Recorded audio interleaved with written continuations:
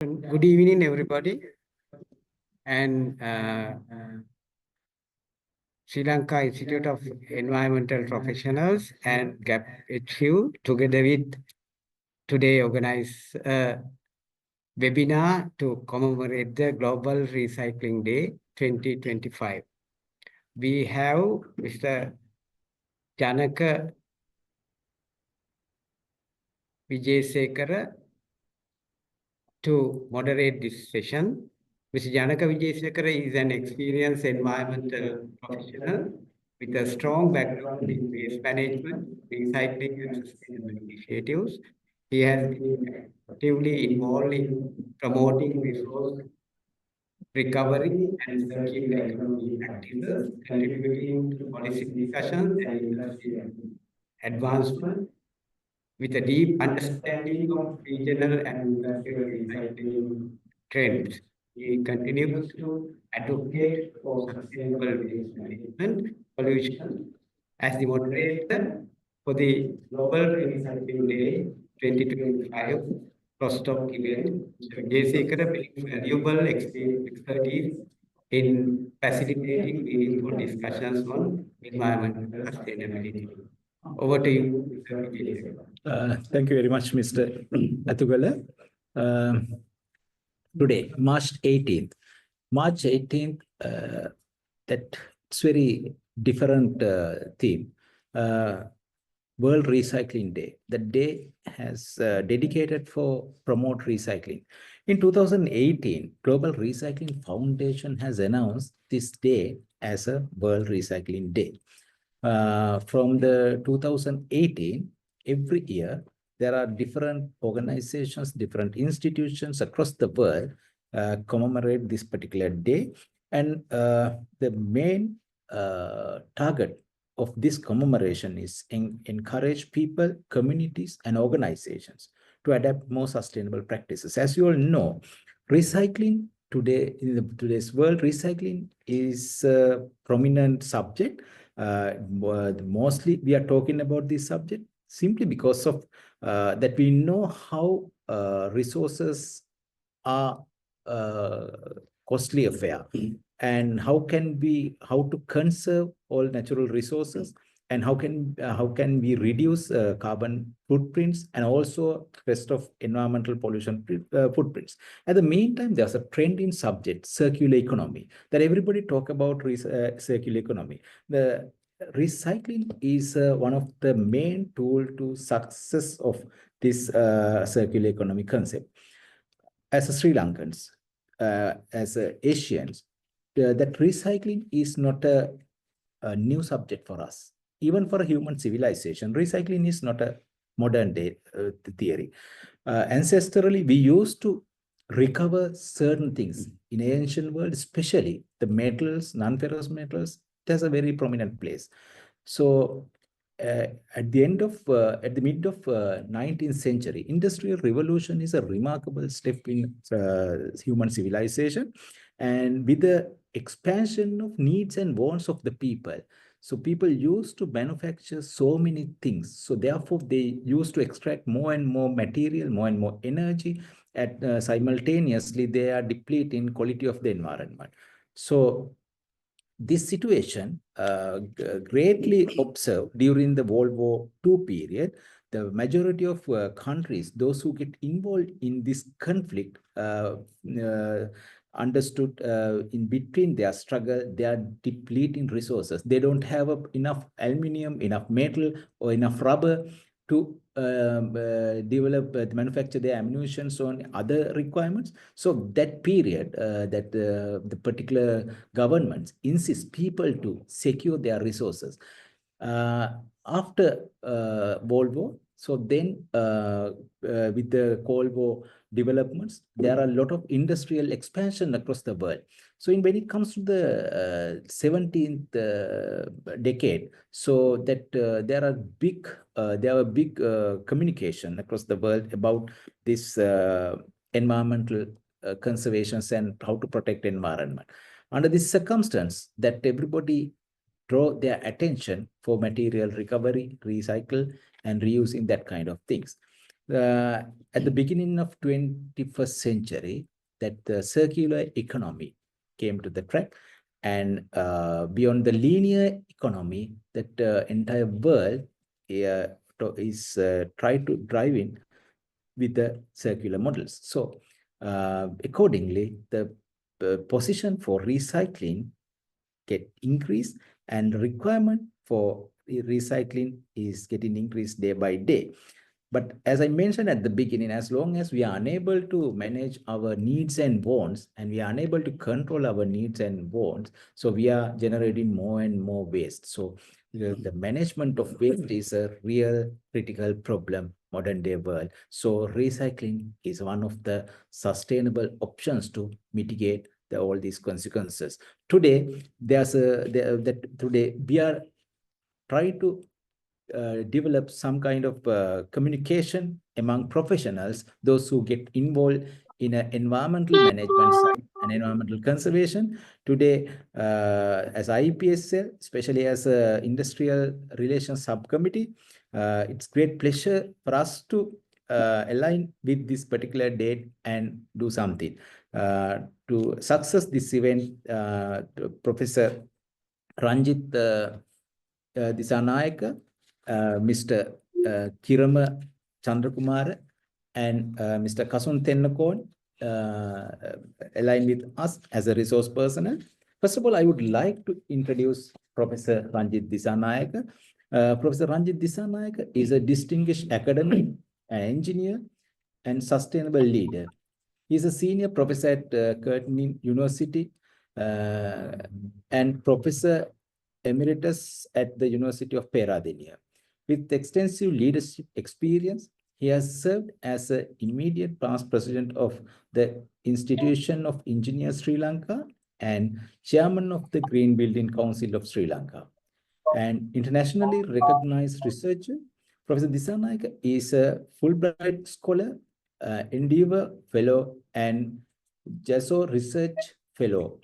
His contributions have earned him prestigious award, including the ICE Overseas Prize, Australia Alumni Excellence Award, and the Global Sustainability Lifetime Award 2024.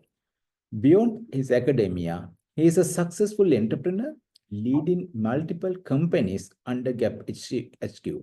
His passion for sustainability drives his leadership in organizing global conferences on resource efficiency, biomimicry, and sustainable built environment. Professor Disanayaka, over to you. I would like to invite you to give some introduction and provision to this discussion. Thank you, Janaka, for the wonderful explanation about the subject that we are going to talk about, as well as the nice introduction on. Let me.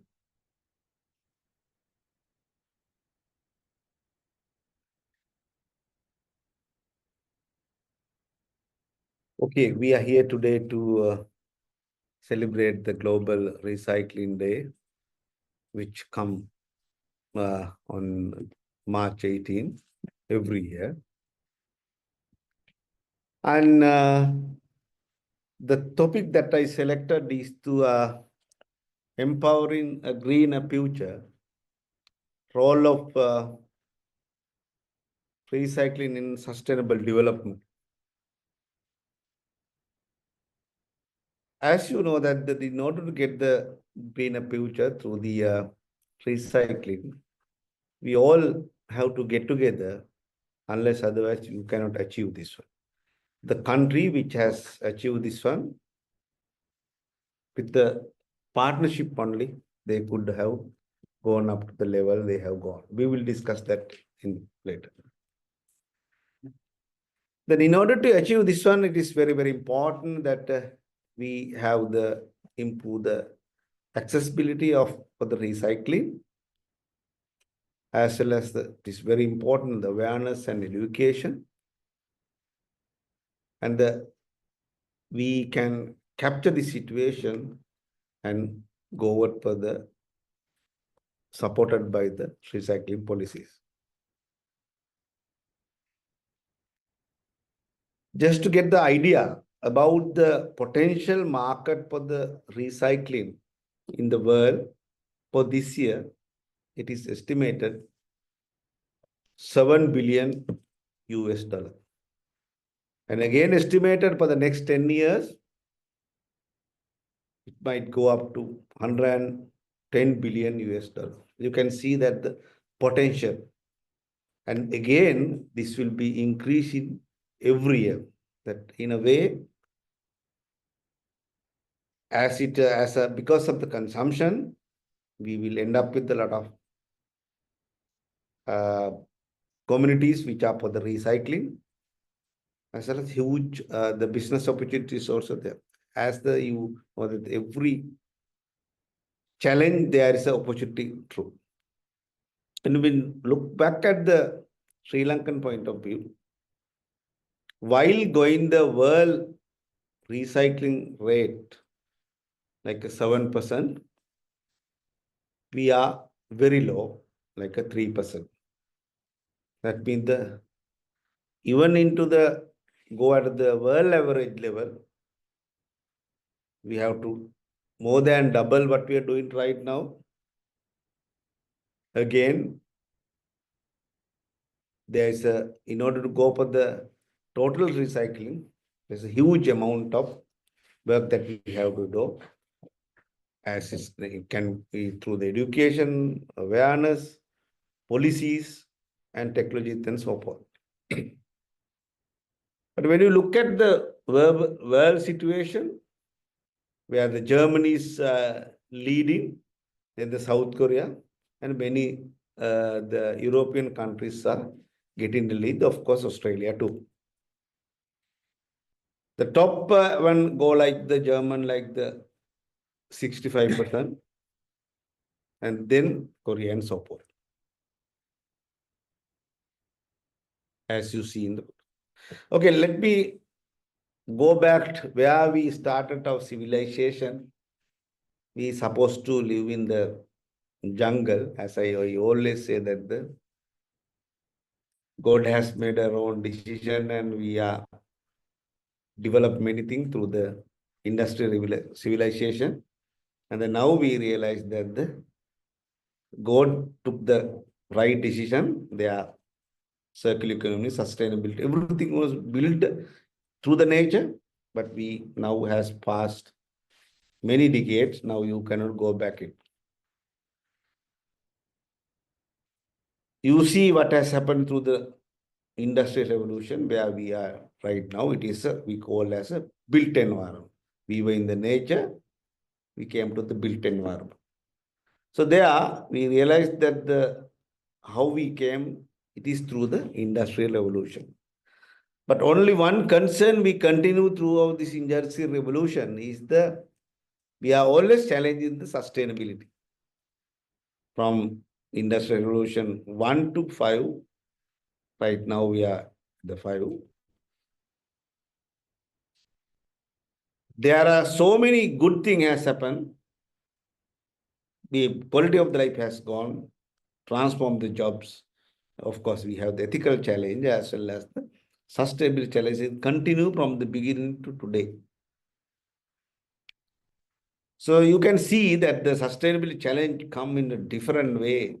It can be pollution, it can be land issues, habitats, and the waste and so forth. So out of these list, you will realize, if you carefully analyze this one, the waste management is the one that we can tackle very easily. One reason is waste can be converted to the valuable material.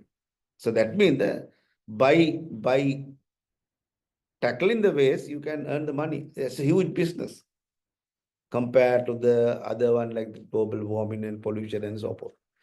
Therefore, when people might get into the business when there's a profit, therefore, I think through the recycling way, we as the people who are involved in the area of the sustainability, we can promote this waste management in the bigger way.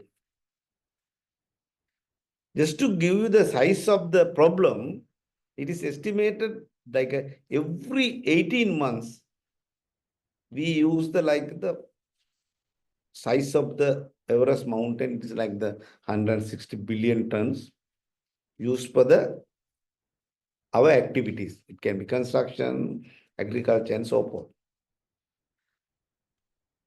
But it is estimated again, out of this bulk of raw material, only 9% is recycled. That means 91% go out. But then the other way we can say that every 2 years, we are losing the 160 billion tons. And again, we are using the one Everest mountain every 2 years. It go as a waste in the carbon dioxide, any other forms, waste, landfill, you name, where other wastes can be seen. But when you go into the construction industry, we are responsible, being a civil engineer. From the building itself, like the 39% of the carbon dioxide, that means the raw material is being converted to the carbon dioxide. When you go to the building itself, while it is constructing, 50% of the raw material we use, 40% of the energy. Before you use it, 30% go as the waste. That is the amount of the waste that everywhere there's a potential of the recycling. Another one is now we have taken care of all the buildable land. Now we have to rebuild and therefore demolition. So it is estimated this year alone, 2.2 billion tons will be demolished. Huge amount of there's a high potential of the recycling. Every sector, not only in the construction, raw material, whether it's how you get it, process it and build it, and end of the demolition go for the land. So there you see that the huge potential for the researchers to come up with the innovation, not just innovation, but the green innovation. That is very, very important that we target for the circular economy, as the moderator very correctly planned. And of course, this should be supported with the technology. That should be greener technology. So the recycling, circular economy plus the green technology must go together. Why we have to go? Because the huge environment challenges coming. So therefore, we need to empower sustainability. It is not like about 10 years before, but now it has become in the year by year, it has become very, very urgent. Climate change, you can see, huge population, urbanization, so many conflicts happening. At the end of the day, every conflict is directly or indirectly resources. Therefore, it is very important international cooperation. That is what we commemorate the Global Recycling Day. What we have to do through the Industrial Revolution, we are challenging the continuous sustainability. But now we feel it. Though we have been doing it, we didn't feel it.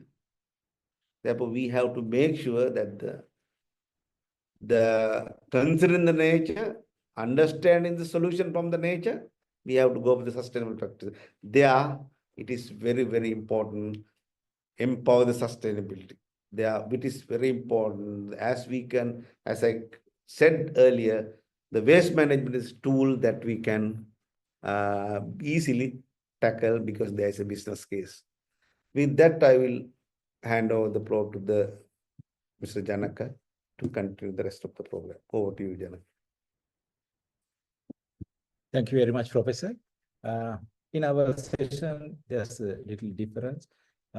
Originally, we planned to do this as a physical session, but because of the certain, the busyness of the people, so we have finally decided to do it as a webinar. But all our panelists decided to sit in one place and communicate you all as long as it is one of the way to communicate all our thoughts in a successful way.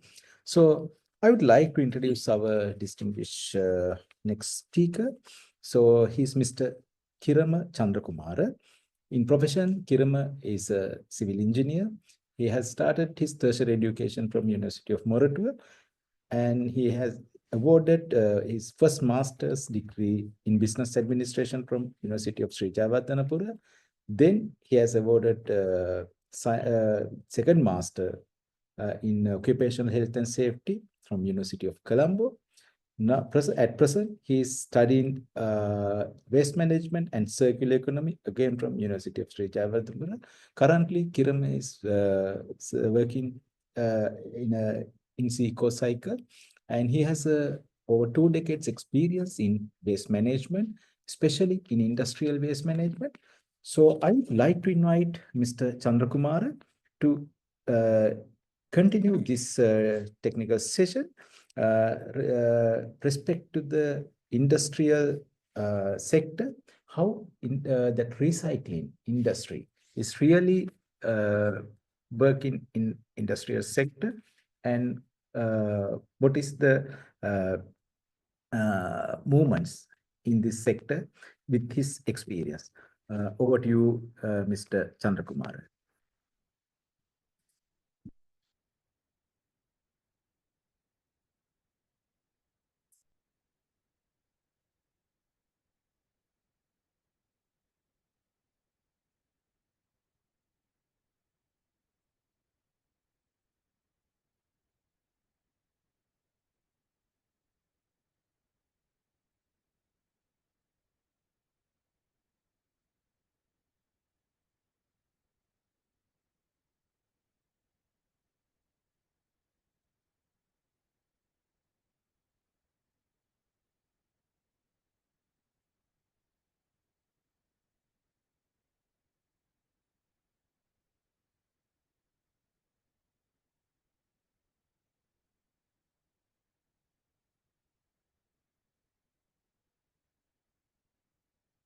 Thank you very much, Janaka.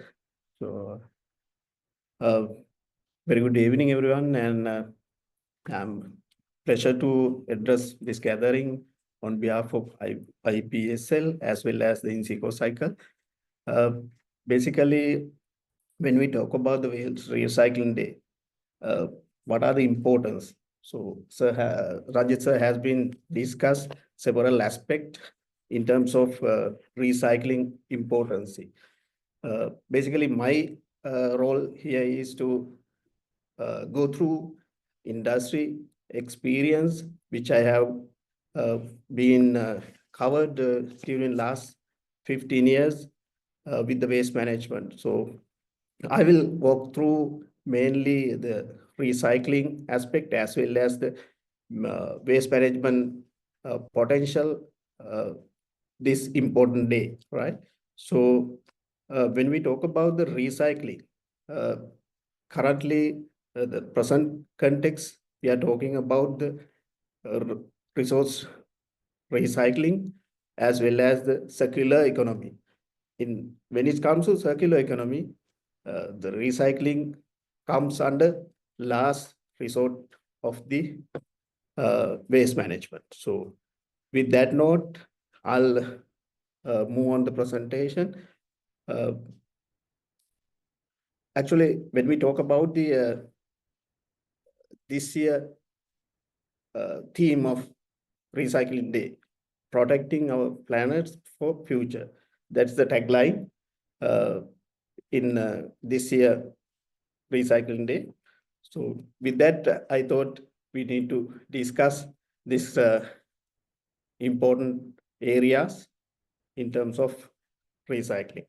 So talking about the recycling potential in Sri Lanka. So all of you can see the impact which we create as a human being. So you can see the impact to the aquatic environment. So there are so many synthetic material flowing on the water, right? There are impact which has been created artificially by human, which has not been known to the other species. So these are the real scenario in the current context in Sri Lanka. This has been taken by myself, one of Fishery Harbour in Sri Lanka. So these are the impact. And on the other hand, infrastructure of the recycling.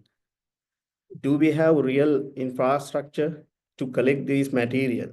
And do we have right resources in place to collect these kind of synthetic material? These are the questions today we are having, right? Then this is also another aspect.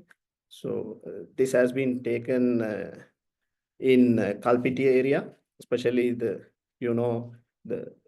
northeast, northwest part of the Sri Lanka. There are so many foreign material coming into the land through the sea wave. So there may be not, this material not have been thrown by Sri Lankan people. The material mainly from the ships and the boats coming through sea waves, and it has been accumulated in the sea areas, especially the beaches, beautiful beaches in Sri Lanka. So here are the situation, especially in the northwestern province, right? When we talk about the plastic waste management in Sri Lanka, so real situation is here. I have been taken this photo in one of the hill country area. So see the impact. Most of the waste, not only industrial waste, the household waste are dumping in a haphazard way. The leachability and the environment impact and the species that living nearby here, the impact, you can see the issues we are raising, we are impacting to the natural environment. And this is the industrial waste. So you can see here the contamination and the mixing. The end of the day, you will get a lot of cost to segregate waste initial stage, then the disposal cost. So we create different problem in industrial scale as well. So are we really doing point of segregation in the industry? So it's a big question at the moment, right? So this is again the hill country area impact. So most of the time people tend to, especially holidays, people tend to visit the natural places. So while visiting, they throw the material to the road and road edges. So these are the impact. So end of the day, this material coming from different areas, but the regional wise, the provincial wise, it is impact. And then again, the waste storing. So accumulated waste impact not only the leachability, but also it creates smoldering fires, right? Because of the heat, because of the methane emission, it automatically fire, right? So these are the impact, mainly the municipal solid waste as well as the industry. And then again, I want to highlight especially the biodegradable waste handling. So we can see here, even though these are biodegradable waste, you can see e-waste mixing with the biodegradable. What are the impacts? So we all know the e-waste is having heavy metal, which may be impacted to the human health. It may be carcinogen, it may be another health impact, so respiratory impact. Likewise, there are so many human impact. So see the big picture. On the other hand, the biodegradable waste, mainly if you can divert into the animal feed, so we can ladder up the waste hierarchy, right? So those areas need into consideration when we manage the waste, especially biodegradable waste. We'll talk this particular area in the later as well. And the other part, the waste dumps in Western province. I took this photo, one of waste dump, peak of the waste dump. So see the impact, and the community working on this waste dump. We are talking the moral aspect, so also highlighted. Then the ethical aspect. So the marginal peoples are working here, how their livelihood and the social impact. So their health concern. So there are so many areas we need to consider as a waste management expert or as a environment professionals. We need to think of these kind of areas. Then the other aspect of the chemical waste management in Sri Lanka. So see the real picture which I took. Basically, when we talk about the chemical, if you don't know about the chemical composition and the material, unknown material handling, so there may be a lot of impact. If you get unknown chemical, it may affect to the fire, it may affect to the health. So likewise, there are so many impact can be happen, not only the human, but also the environment. So these are the area. So you can see here, this is the real picture. Then this is also chemical. I want to highlight another aspect, the recycling potential, especially the steel. Steel management. Are we really doing steel management in the correct way in Sri Lanka?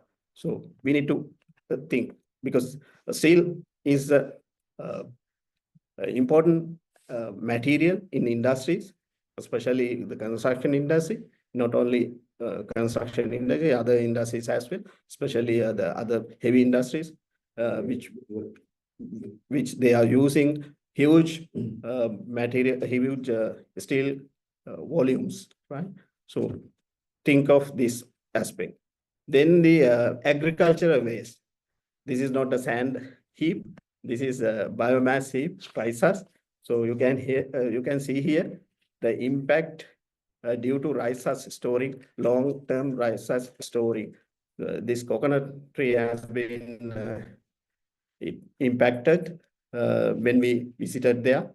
Very recently, I took this photo in Hambantota area, and the livelihood of the people, the marginal peoples are working to their cover their salaries and look after their families. So you can see here the impact. Then the other hand, even though we have built engineering landfill in Sri Lanka, 2 engineering landfill at the moment, and this has not been operated well. So just dumping. So we need to think as regulators, as waste management expert, we need to think of these areas as well. And with that, I will conclude my first session, and over to you, Janaka. Thank you, Mr. Kirama, with your comprehensive introduction. How industrial waste, even though there are lots of recyclables part and parcel of this waste, how it really disastering for our nature. So to continue this discussion, I would like to invite our next speaker, Mr. Kasun Tennakon. Mr. Tennakon is a seasoned professional in municipal waste management and sustainable urban resource recovery solutions, currently servicing as a head of circular economy services at Cleantech Private Limited, with extensive experience in solid waste management, recycling operations, and environmental engineering. He has played a key role in advancing innovative waste and resource recovery and disposal strategies. His expertise in community-driven recycling initiatives and municipal waste solution makes him a valuable contributor to discussions on local sustainability practices. I would like to invite Engineer Kasun Tennakon to continue this session, respected the municipal waste and municipal recycling.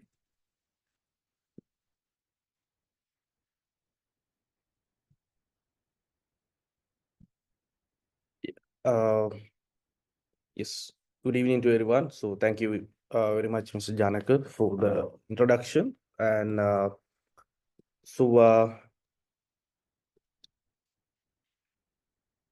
okay, so it's really pleasure to address you all in this World Recycling Day and share my experience and expertise on the waste management and municipal waste management and resource recovery. So basically, I'll take you through about the practical side of this resource recovery and recycling from the municipal waste collection and waste management. So before I move into the topics, I'll show you some 2 slides to get some start to my presentation.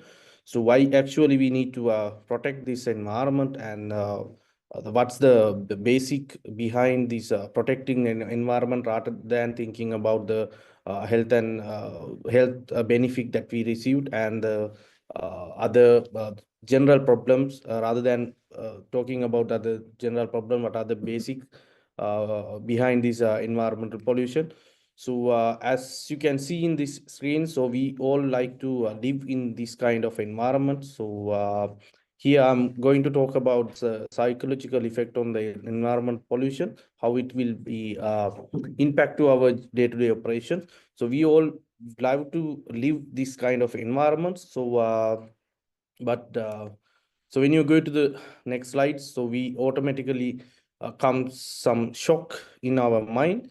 So when we move into the previous slide and this side, so the suddenly we come some shocks. So the same things we can experience if you are going to home after the work, or if you are going to the outside of the working area for the relaxation of our mind. So if we can see this kind of environment, our brain is not regenerating to the start of our work in next day with the fresh mindset. So that will reduce the the working efficiency and the IQ level of the people. So when we are looking to some research papers in psychological effect on the brain on environment pollution, we can see how it will decrease the working efficiency and everything, IQ levels and everything. So this is how it is impact to our general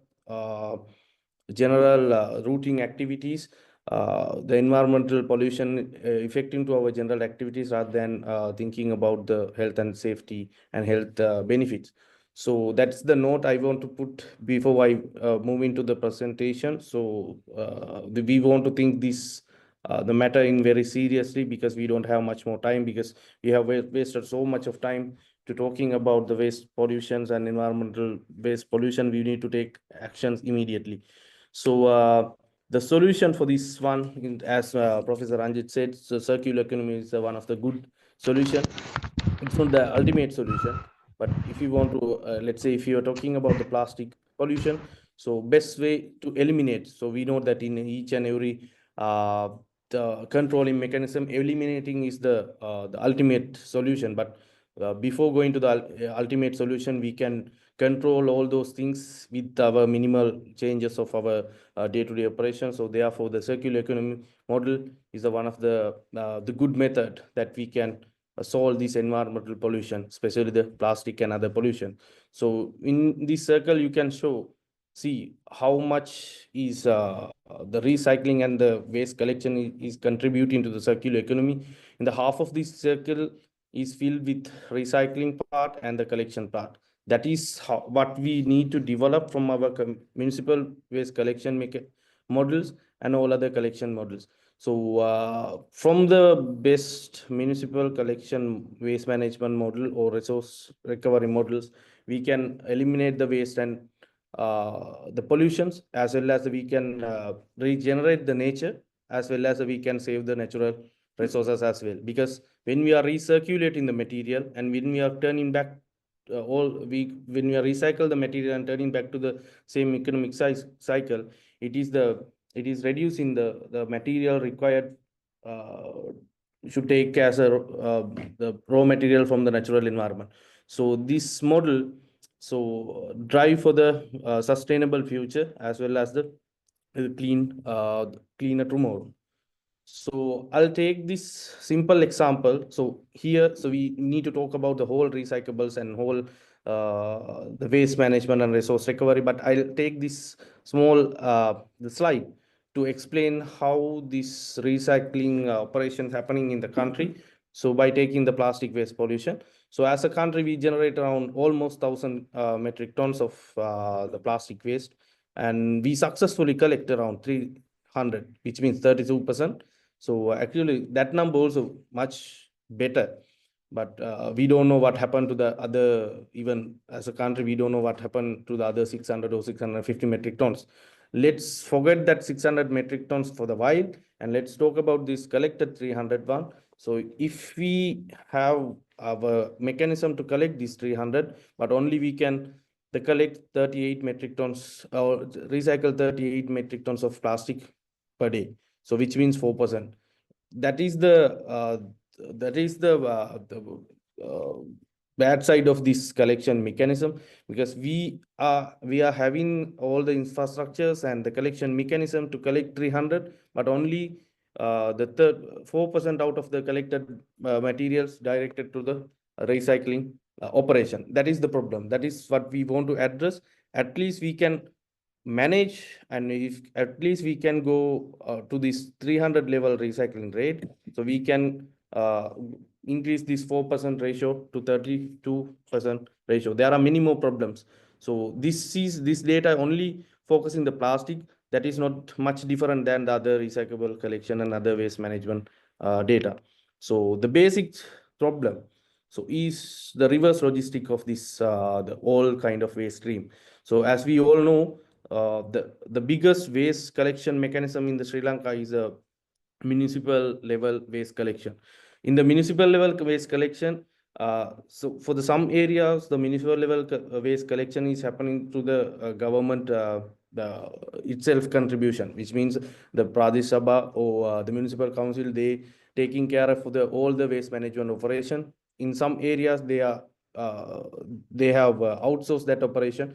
With the public-private partnership, they are doing the waste management operation. But each and every the operations, the currently recyclable collection is quite good, because it is a additional income to the people who are engaging in this waste collection and waste collection operations. So, but the only thing is, so the ultimate results. So to get the ultimate results, these collected waste should be going to the recycler end. But so that is the problem. That is why if we collected this 300 metric tons, we only managed to recycle this 38. Because with this, the map you can see, there are many more collectors all over the country. So it can be a government institution, it can be a private companies operated collection points, it can be a local entrepreneurs ones, but that all the collection collectors and collection points are clustered among the country. But only within the Western province, most of recycling companies exist because they have to transport all the things, the material collected to the one particular place.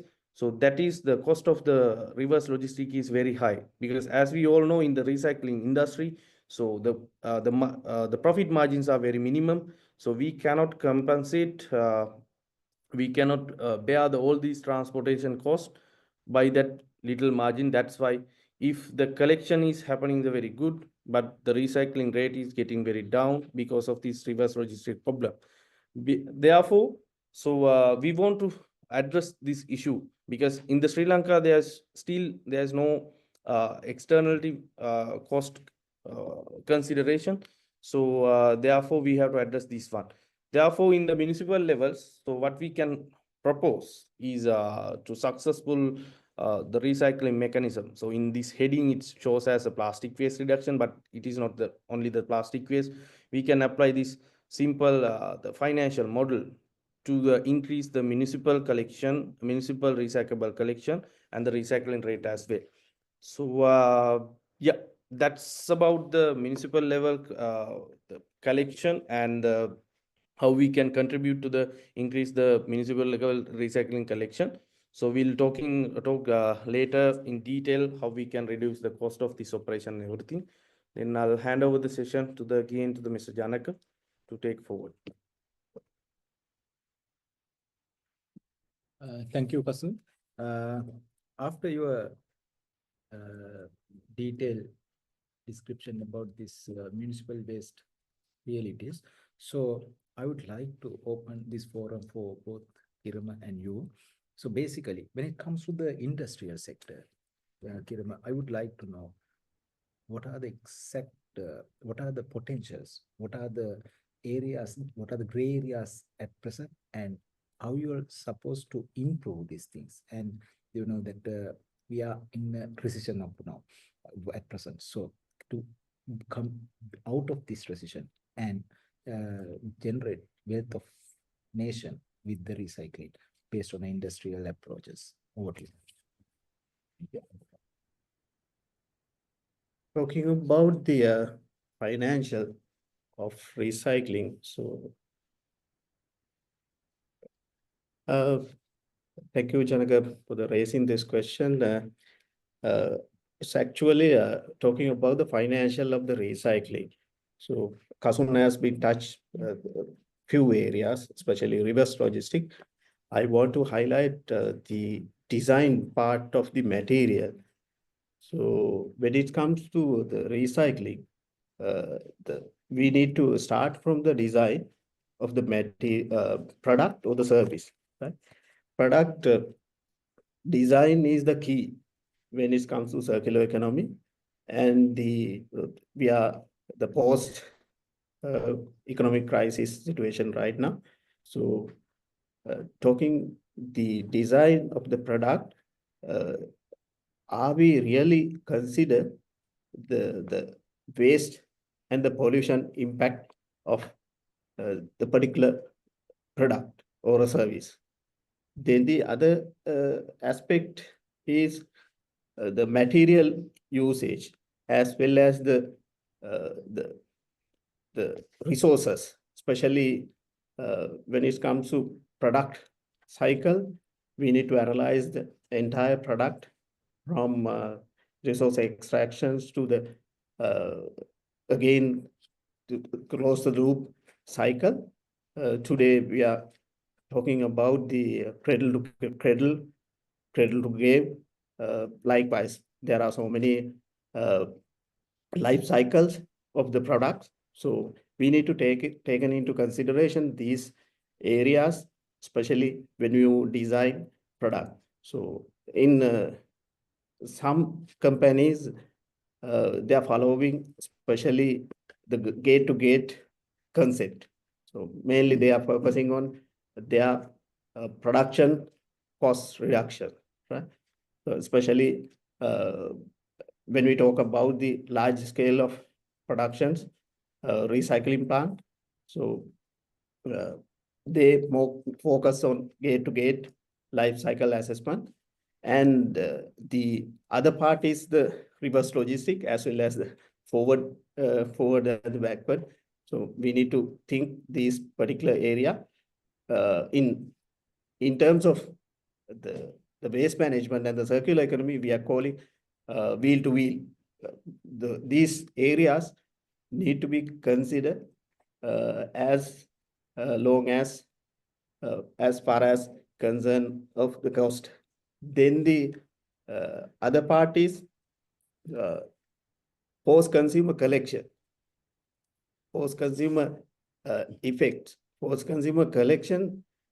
Are we really doing?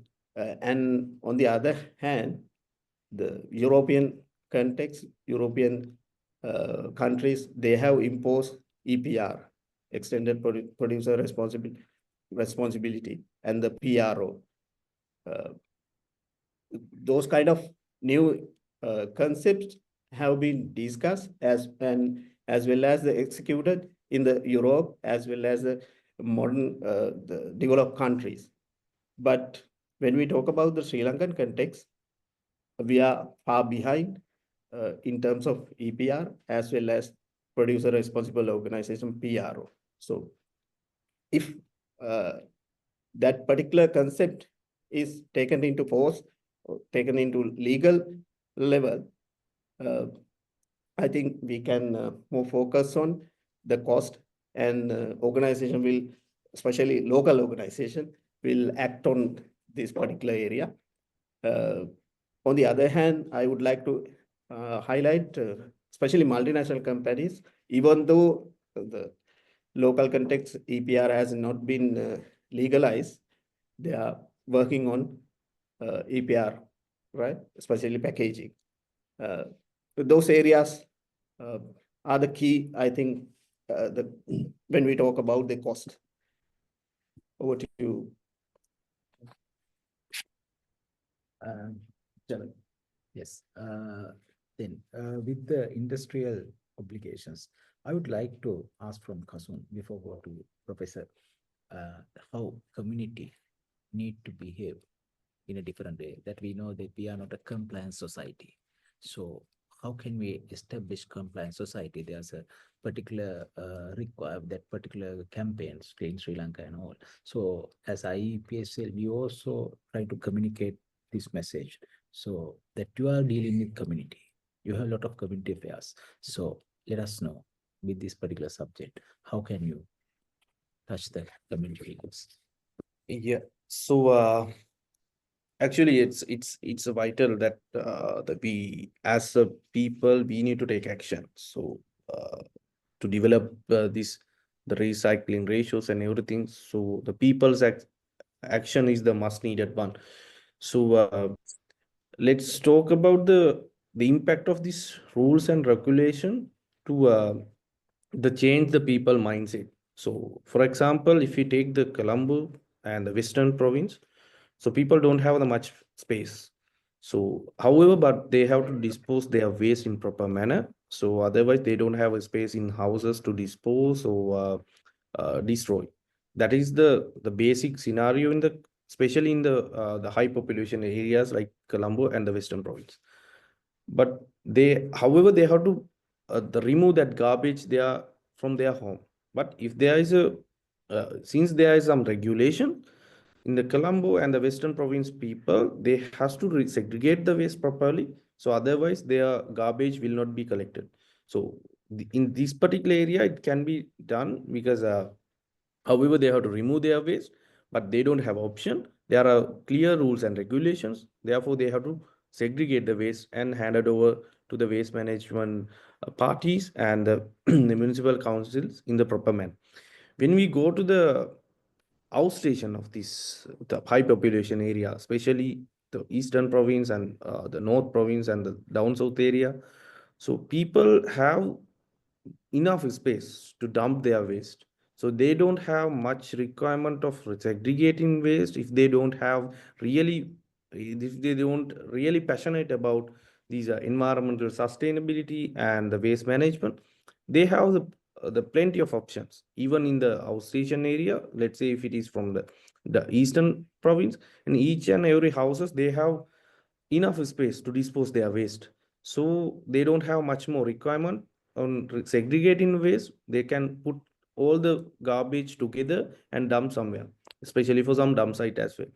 But the putting this garbage together is the problem, because cost of the segregation and the cost of the operating the mixed garbage is a massive problem to the entire country.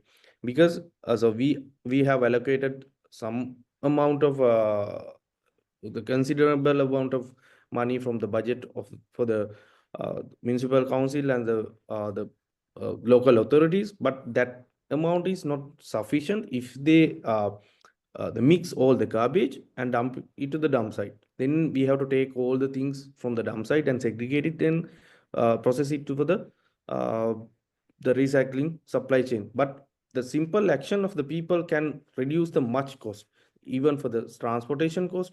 If you take the as an example, if you transport the one bulk mixed garbage, it might be take 2 or 3 trucks for the transportation. But if we segregate it well and directed to all the recyclables and other the garbage to the designated point, the collection requirement and the volume of the garbage getting lower, then the cost of the transportation and everything getting reduced. That's how we can support to the local authorities and the municipal council to reduce the cost of this waste management. Then we can encourage for the better waste management and resource recovery. So that's about the cost and the other factors influencing this the waste management.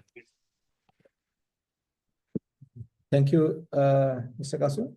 So, based on the opinions from Kasun and Kirama from 2 different dimensions, industrial dimensions as well as this municipal dimension. So, I would like to have an opinion from Professor Disanayake.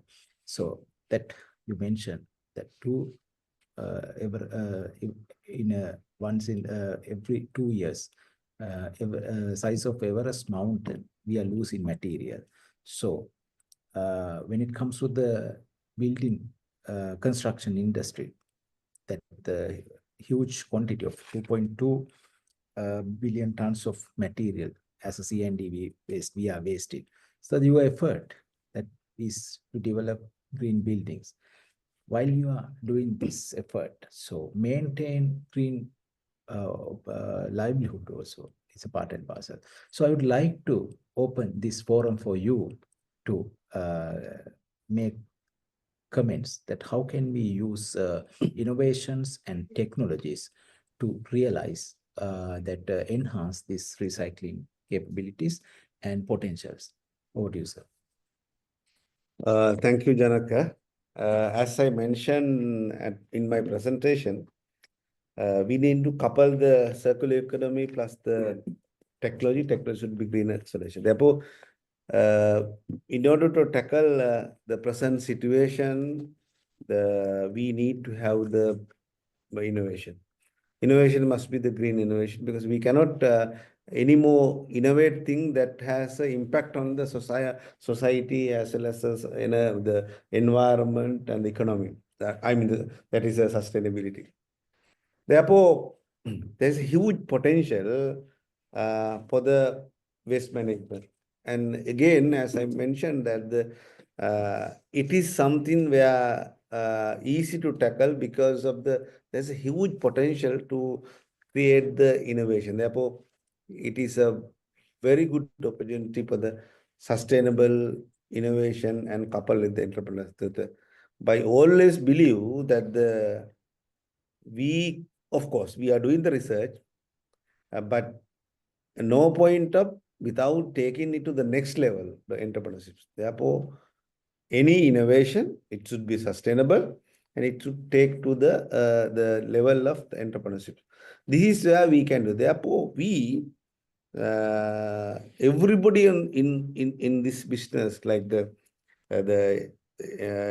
innovators and entrepreneurs and get-togethers, together we can solve this. The world has done this, and as I said that many European countries, especially like the German, South Korea, they have gone to the recycling rate up to 65%. I mean, imagine 65% of recycling.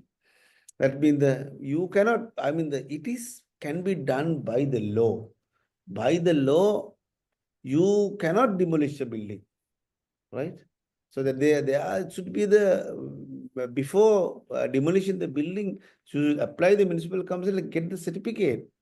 That would be, then there should be I mean, there are now technologies available, right? You can even check what you are transporting right now, where you dump it, which vehicle it come. Right? Similar way, you can track everything. The technology have to be used in the big way.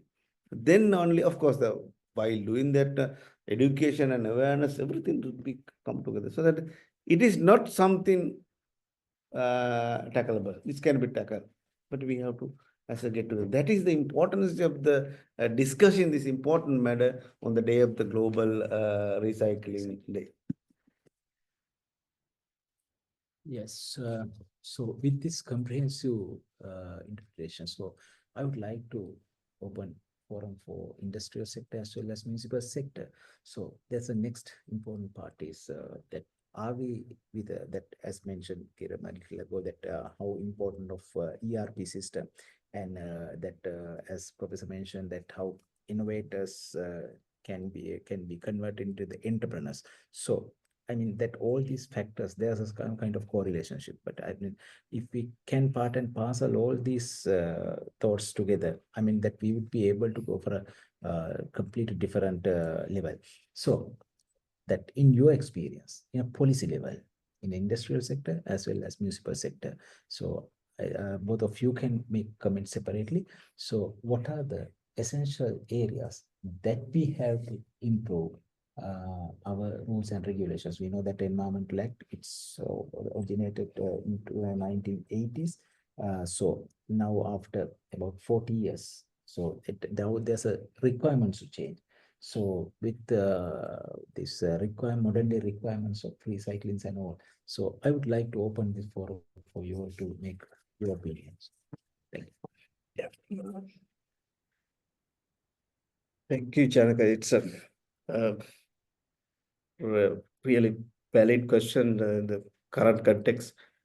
Talking about the legal requirement, legal aspect of Sri Lankan waste management, I would like to bring one example, especially the e-waste management requirement. So before come into local level, so e-waste management in the global level, there are requirements, especially Basel Convention. Basel Convention, under Basel Convention, you need to take transboundary movement form in order to move material from one country to other country, especially e-waste, right?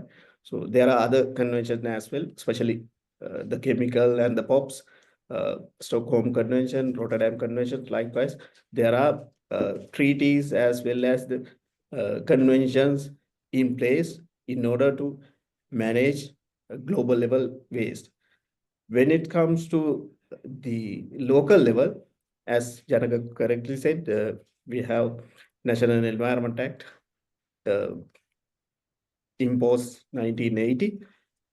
But the question is, there are so many amendments after National Environment Act taken place. There are so many amendments, especially I would like to express in 2008, in terms of hazardous waste management, there is a gazette regarding the schedule, and the schedule from Schedule 1 to Schedule 8.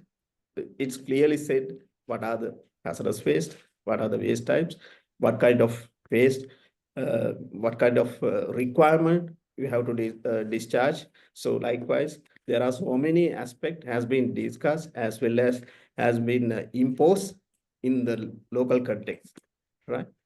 The thing is, Janaka, we want to emphasize the execution, right? There are ample of legal requirement in place. at the moment, I would say. But the thing is, are we really complying those requirements, especially 2008 amendment, the Gazette notification, especially Schedule 8 requirement.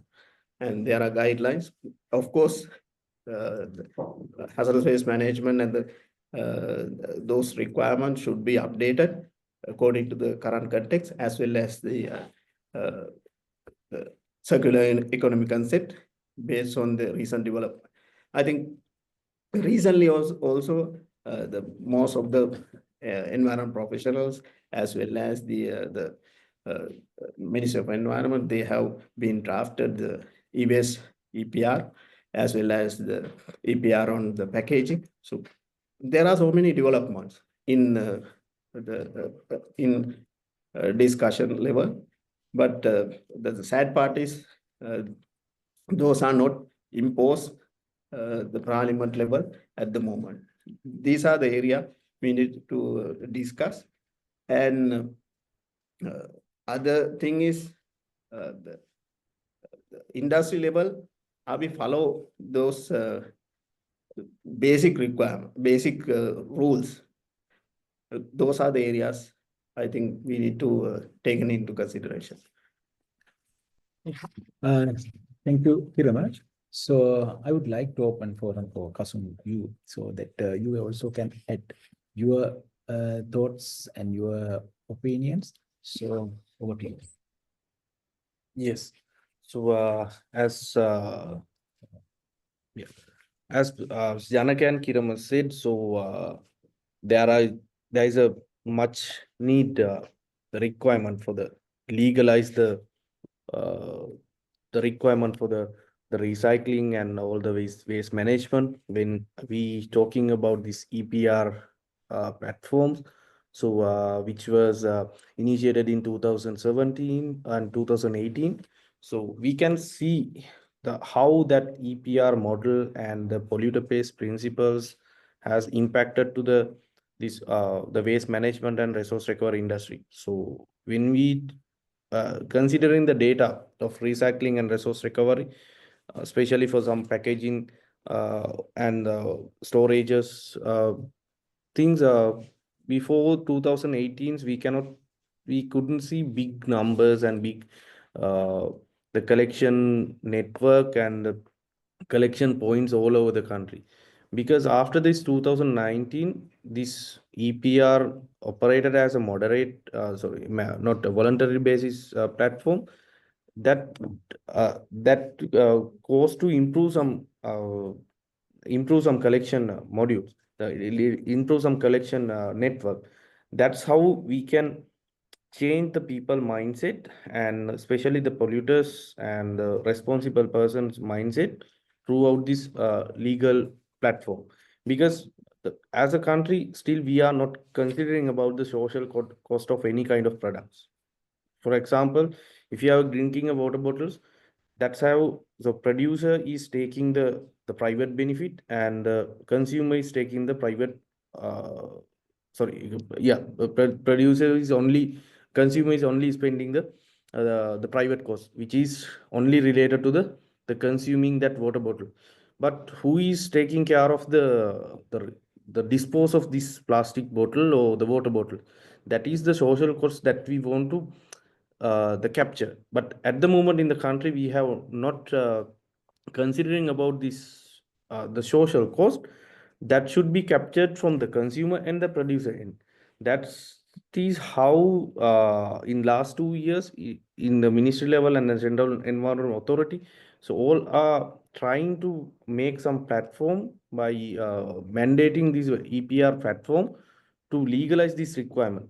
Because after that the producers have their own responsibility, and the consumers also, they have their own responsibility of sharing this cost. Then that now this cost is handled by only the collectors or recyclers. That's why I explain in my presentation for the problem in this reverse logistic. Because so they are in for the each and every business model, there should be a self-sustain the model. So it should be the covering all the cost of that self-sustained business model. If we are buying something and selling something, within that gap, we should cover only the cost associated for the general operation. But for now, all the collectors and recyclers has to bear that social cost as well. Therefore, it cannot be expanded because we have to take care of the others' responsibility. That's the basic truth of this recycling industry in the country. That is why we want to legalize this EPR and DRS system or polluter-pays principles or whatever the method to capture the social cost from the producers and the consumers level. Then we can go for the expansion of this waste management and recycling operations. Thank you, Kasun. That very impressive. There's 67 participants even at 8 o'clock.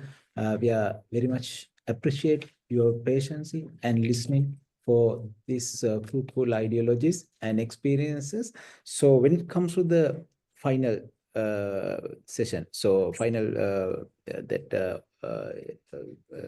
the comments. So I would like to invite Professor that basically we know this particular subject, that recycling. It's in most cases it is under the control of informal movements across the world. So there are lots of organized waste crimes across the world, different type of waste. It may be a counterfeit chemicals, it may be a e-waste, different types. So at the meantime, as an island nation, we are in the mid of this two monsoon belts, and we are having a lot of impact from this invasive plastics from other countries. So at the meantime, we are sitting mid of the emerging superpower struggle. So can we use this recycling theme as a tool for environmental diplomacy to ensure our position as an unaligned country, especially respect to this monsoon movements and the ocean litters in that? Hard question, but we'll see how to simplify. It's I'm listening to the Janaka's question. I feel like the recycling, it's much similar to what is happening in the drug dealing in any nation. So okay, I think we can get the solution from the drug control trafficking like that. It is very, very important, the law enforcement in the country. While doing that one, of course, there are, of course, drugs is available, right? Liquor shops are available. Like a certification of maybe even you might one day think about the locally produced liquor also maybe licensing, maybe they educate, train and certify. So that why we are not doing that? Because we are thinking about getting the income out of that. So we are destroying the industry, but why not we allow them to practice? So certification is important. Then I mean like drugs you can't control because we need the cross-border preparation. I see exactly the similar way we have to, because within there you see that like in the drug trafficking here also you get the mafia. I know sometime if you wanted to demolish the building, of course you can demolish the building, but you cannot get out the waste. But there are certain people who only do this business, right? So these are the mafia, because I can remember we were talking about the establishment of the construction demolition waste plant in the country. One point we stuck this there's a mafia. So how we are going to tackle this? It's not easy. It's not something who come negotiate and come in with us to discussion. But you never know what is happening, right? It's what is happening exactly in the drug business now. Every day people get killed because they cannot solve there is a mafia. So therefore it is very, very important the policies and government invention certificates and the cross-border. This is where we have to solve. But we have to do it. We have to do it. Right? So this is how I see it. Thank you, sir. Actually, now we would like to open this forum for our audience for a couple of questions. So I would like to get it started from Mr. Nimal Gamage, former Deputy Director General of Central Environmental Authority. He is one of our council member. He asked one question. That what he asked that we are generating 3,000 metric tons of waste daily, and Karadhiana, it's running without adequate controls, and it's polluting environment. At the meantime, waste to energy plant is there, and they are producing they are as he mentioned, they are running under capacity.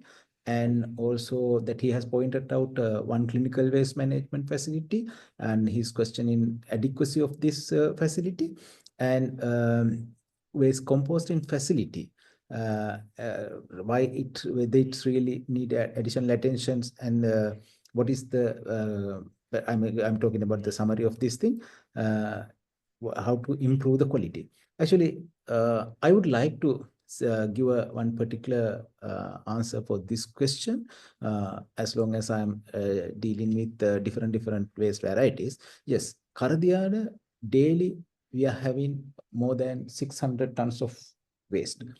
So even though there's a mandatory segregation regulations, so still contaminations are there.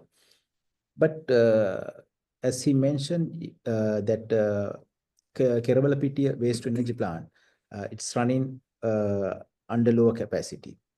Not only the Kerawalapitiya plant, even that if we consider that western part of the country, there are plenty of government funded government investments basically for composting, recycling, and all these things. So that means, but even that there's a common issue, even none of facilities are having adequate quantities. Personally, I know even Sicilian Care, the company I'm representing, I'm working. So we also that we have a capacity, but we are running out we are running short of capacity. So the issue is, even though the infrastructure is available, still we don't have proper mechanisms to channel waste to adequate facility. Even though there's a recyclers, they are not having high quality materials at correct time in correct quantities. That even INSEE, that they have a huge capacity to incinerate the 2D films as energy source. But that are we in position to provide quality products, quality waste for them? So those are the concerns. I mean, that's why we need, as a country, we need to do a waste audit, and we have to do a waste mapping, and we have to identify who are the disposal facilitators and what their requirements, and there should be a mechanism to channel these things. So while I'm answering this question, I would like to open this forum for all of you. If you all have any questions, you can raise a couple of questions.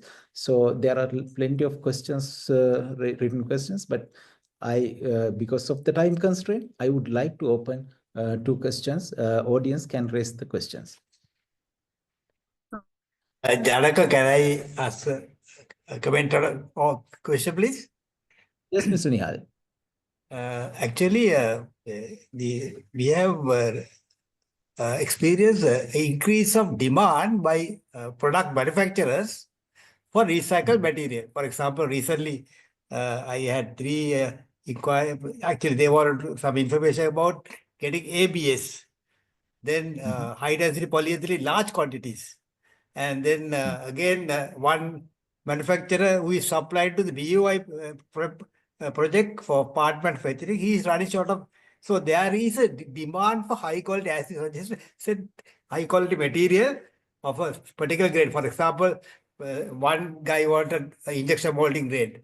So that means there's a very big demand. So how we can organize our recyclers, recycling facilities to supply to meet those demands. That means there is a quality issue. So that's my question. How we can, even the IPS, how we can support to match this demand. Okay, Mr. Kure, I suppose, Kasun, you are in position to give this, address this question. Because, Mr. Nihal, thank you for the question. So actually, that is the really good question for the answering. When we talking about the recycling, the material, especially like ABS, polypropylene or LDP, the manufacturer requirement is to at least to match the recycled plastic materials quality by 80% or 90% when compared to the virgin plastic. So we can go to that level in the Sri Lankan context. So by advancing the recycling technologies and everything, before we go into that level, if the recyclers get the correct quality material, so we can easily go into that level. For example, if we try to mine some waste dump and collect the plastic and try to convert that into the recycled pellets, there is a huge cost involved in that operation if it is not in the good quality. I'm not talking about the polymer degradation and everything. It is contaminated with different type of waste things. So we have to wash that one, where we have to remove all the impurities and everything.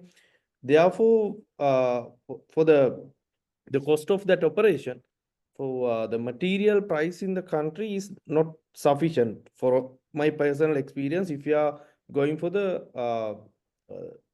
not high quality raw materials, raw material means a waste plastic. So that is why if there is a enough demand is there, the most of recyclers are not going to uh, uh, supply that demand, because why? They don't have the quality raw material for the production. They have infrastructures and they have the capacity to produce the material, but we have to more concentrate about our raw material, which is the plastic waste. If it is contaminated with different streams, it is very difficult to the convert that into the valuable product with by looking at the commercial side of the operations. So that's the reality actually in the Mr. recycling. Kure, I suppose that answer is address your question. So, Professor, do you have any comments on this? No, Okay. Any other questions from the audience? Yes, Mr. Kasun, now over the years, I think recycling has improved anyway, right? With all the actions taken by the government and the private sector, the recycling industry has improved a lot. And Mr. Kasun, that you all started a recycling item collection route was designed and collection mechanism was developed. Was it a profitable thing, or now the collection mechanism is so poor because it is not economically viable at the moment? So what is your experience with that route? Yeah, that the problem we are also facing as a. I'm not promoting this the company or anything. I'm just representing the IPSL and of course a clean tech. So clean tech is the part of advanced group, and we are working as a sustainability arm of the advanced groups, and we are getting some funds to execute all those things. And we can do trial and errors and everything to develop. But for when you're talking about the truth, it's not the proper financial model. I mean, for the time being, it's not the profitable business, but it has the future of expanding this business. If there is the regulations and everything change, this will become a really good profitable business, because we can go for the two aspects. One is the business aspects, we can earn some profit. Other than that, if we are recycling whatever the waste stream, that is environmental profit also there, right? So we can earn the money from the waste, as well as we can protect the environment as well, and we can reduce the cost of the waste management as well. Therefore, to answer into your questions, with the current rules and regulations and the practices of the people in the country, it's very hard to survive in this recycling industry and waste management industry. But however, with the technology develop and with the the contribution of our people. So we are now managing where all the cost and everything and continue the operations. Yeah. Any other questions?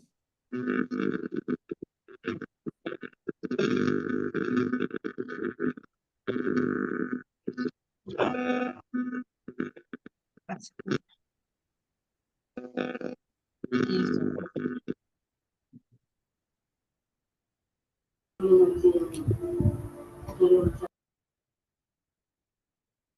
Yeah.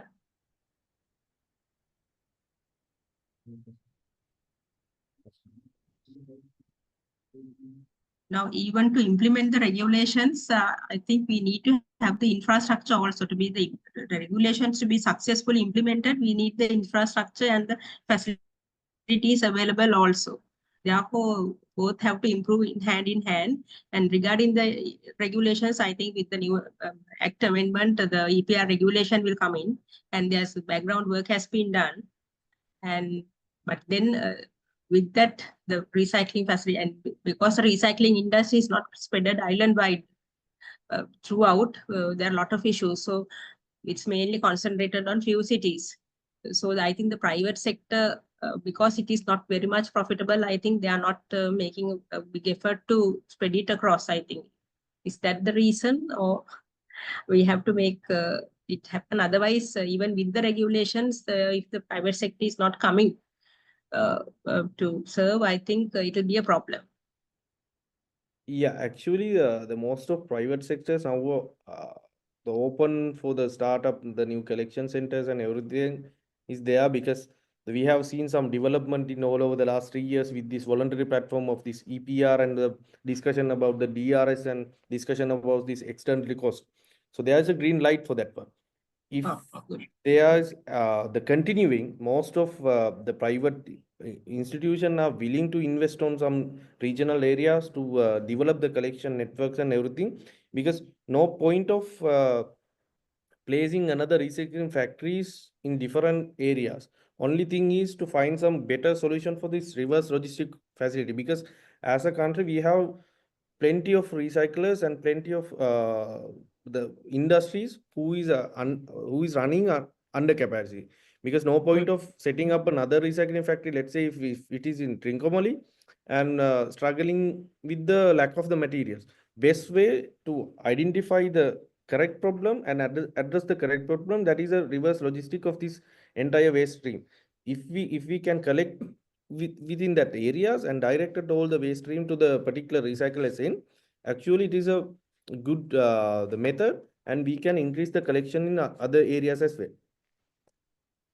Yeah, and the community, I think the cities, of course, they are getting a service. The collectors are there, but when you go to the village side, the people find it difficult to find a collector. No, that issue is there. So Yes, I think but with time this will have to improve. Yeah. According to the time constraints, we would like to wind up this session. I would like to summarize all these communications in that way, that I suppose basically potential for recycling. It's not end, it's at the beginning. So still, as a country, we are just managing, or we are that our leverage of the waste, that potential waste leverage is very high. So as an example, from the respect to the plastic, even though we are collecting 300 tons daily, just a matter of 30 to 38 tons of material we recycle. So that means even from the collection, the leverage is very high. But before comes to this collection points, so how much of waste we are, how much of material we are losing, respect to the other categories, I mean, all other recoverable waste, the situation is same. So that one of the key point that all the speakers has highlighted. So get this stuff, get these materials to the channel. So there are associated cost factors. So especially reverse logistic is very high. That because there's a huge gap between, there's a huge financial gap between the process and the revenue.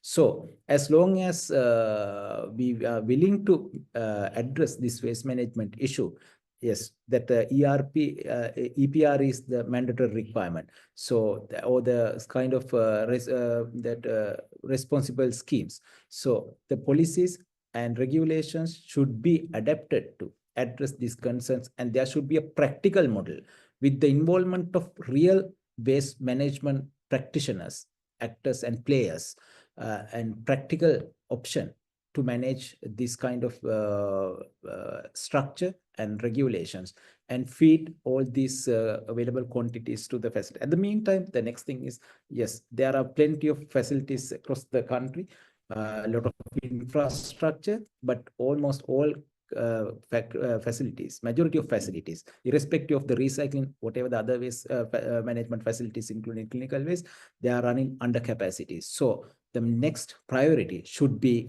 how to collect this data and how to do the waste audits and how can we map the waste and do the proper waste channeling process. So I presume as a IPSL and that our supportive, the session supportive partner, GAP HQ, that we have a, Professor, we have a responsibility, we have a option to address this thing. As you mentioned, yes, materials are there. There are a lot of material collection wise, the secondary production wise. Yes, that quality product we can supply. So how can we develop entrepreneurs? I suppose in our next term, that should be our target. Thank you very much for participating in this session, and hope we would be able to conduct very successful event in this World Recycling Day. We would like to welcome you all in our next waste management session, probably at the beginning of April. We're supposed to commemorate Zero Waste Day. We wish to meet you all again from that next session. All your contact details are available with us. We will communicate our next session. Thank you very much for your participation.